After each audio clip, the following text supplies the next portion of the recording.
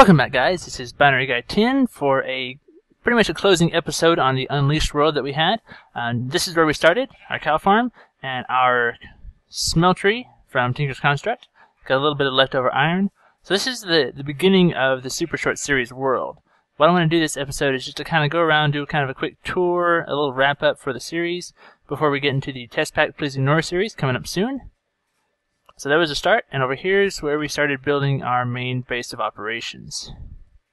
I think that the tree farm with the dome on top is about my favorite part of the whole thing. So here we go. It's got a mine factory reloaded tree farm. And let's just take a quick look at this. We have the harvester on top, cutting down all the trees really quickly. And underneath that, we have it being powered by a biofuel generator, which is getting its power from these bioreactors over here.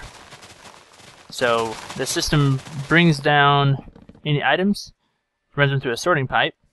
Any of the saplings get sent to the blue direction, which is this way. So they first get a chance to be put into the planter, and then into the bioreactors. If they don't fit in the bioreactors, then they'll just go around and get put into barrels or deep storage units. Now the way I make this work is I put insertion pipes, so it will always try to insert them if it goes through that pipe, which works out really well. On this side, this picks up all the logs, the fruit, the vines.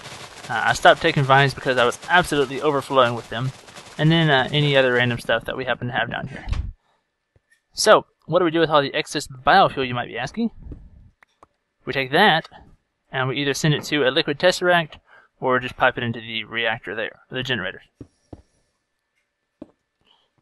Alright, so let's go see where that tesseract sends its fuel to. Oh!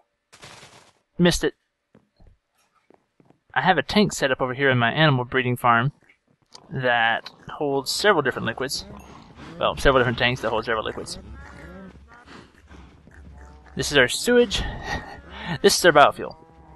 So the tesseract hooks up with this steel tank over here. The biofuel comes in and keeps up a reservoir over here. I'll get to what we do with that in just a minute. While we're down here, we keep the sewage from all of the sewers upstairs under the animals. Here's our liquid meat tank, which has 130 buckets. And over here is the pink slime, which is really helpful when we started setting up our laser drill. So up here, pretty standard mine factory loaded setup. We've got a, if they'll get out of the way, here we go. A breeder, we keep it full of wheat.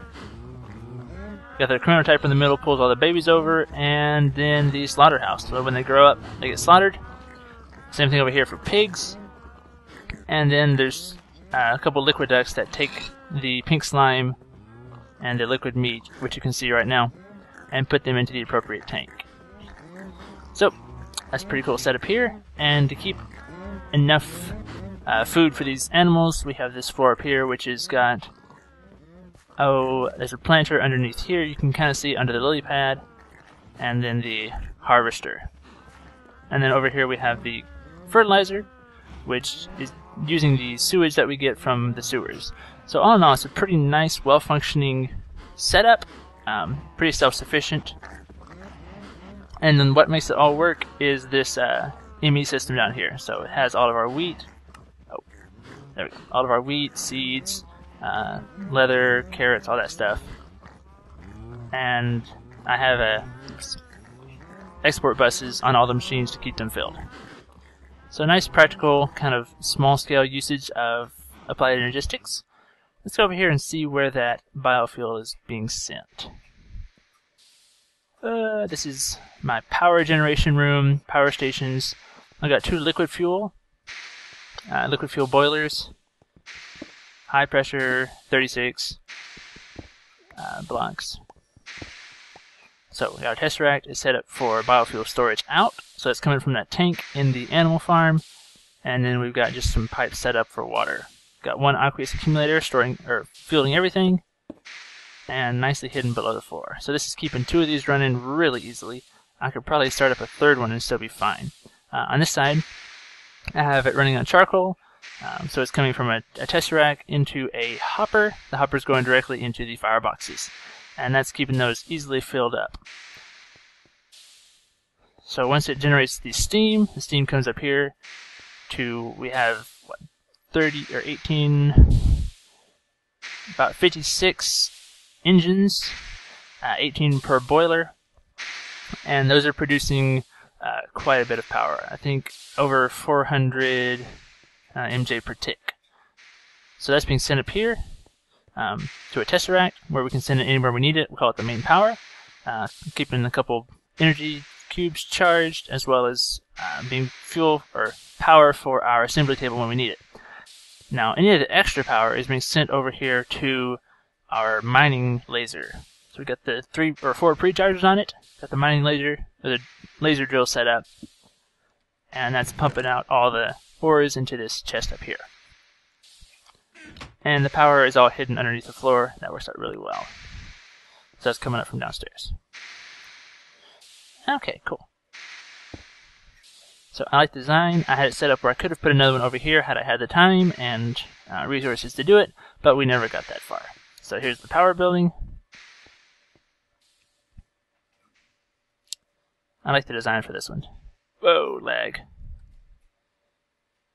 Here's our mining drill setup, and it just goes down to bedrock. Way down. Okay, cool. Here's the berry bushes, making a nice little path from place to place. And let's just head up these stairs to the workroom area that is far from completion, but unfortunately we will not get the chance to do that. So, coke oven, blast furnace, storage, a little bit of industrial craft, basically to keep my jetpack charged. Works really well for that.